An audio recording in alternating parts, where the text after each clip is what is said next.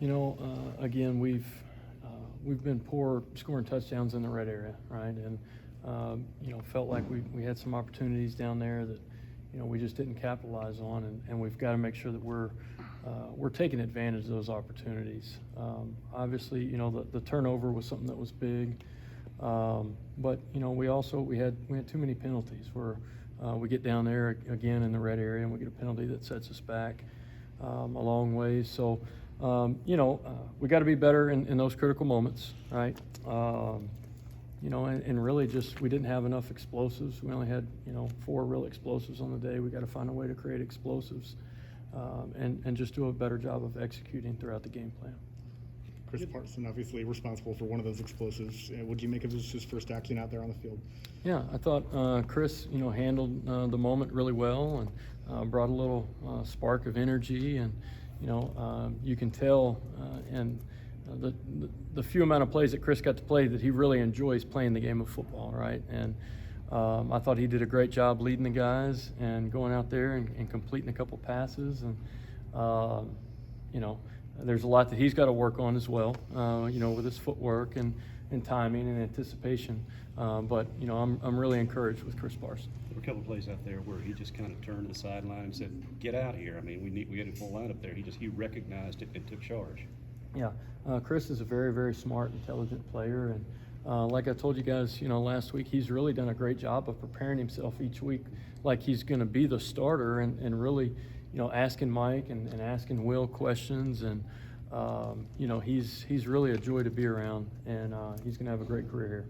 This may sound pointed, I don't mean for it to be, but Simeon Price comes in and gets a carry, runs off 16 yards off the left side, and doesn't get a carry the rest of the ball game. I mean, kind of how do you explain that? Yeah, Simeon had a great carry that was actually a checked call, but sometimes as the game flows like that, guys get in and you just don't get them another carry, and that's something that I could be more conscious of with all of our guys, and try to make sure that we're distributing the ball to all those running backs. As the quarterback coach and coordinator, how do you, Coach Arnett talked this morning about if Will's ready to go, he'll go. If not, you'll alternate.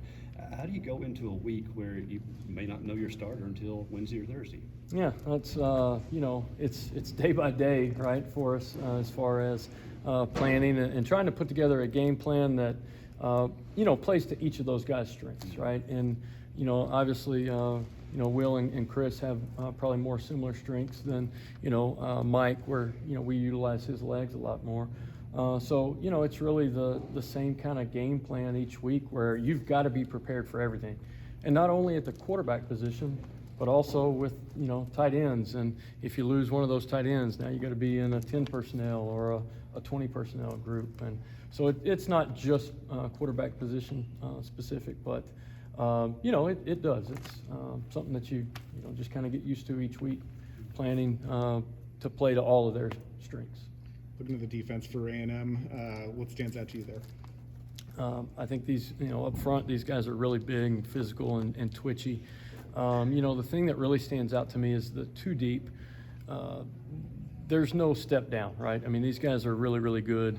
When they roll guys, I mean, there's no drop off. I think Coach Durkin does a great job defensively, and these guys are well coached, and they're physical, man. That's it's probably the best defense that we've played in quite a while. Your offensive line drew some penalties, but they looked like they were penalties of aggression and trying to make things happen there. Can you live with that? Yeah, there are some penalties that you can live with, and the one down the goal line, although we'd like to have it back.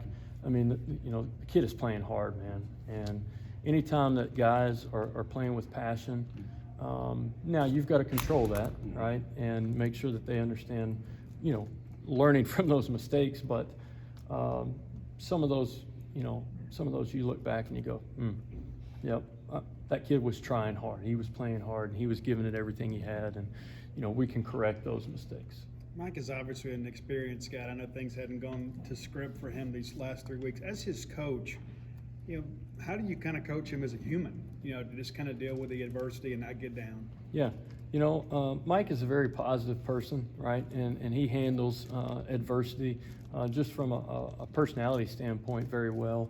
you know, and just supporting him and making sure that, you know, we're putting him in the best positions. And, you know, if there's, you try to really identify, like, where do the issues exist and how can I help him? How can I correct that and put him in the best spots, whether that's, you know, throwing the ball on the move or giving him, you know, routes where the ball comes out of his hand quicker or, you know, but it is. I mean, it's a struggle for everybody, right? Whenever you lose a game, struggle for all of us, right? To get back up and go to work.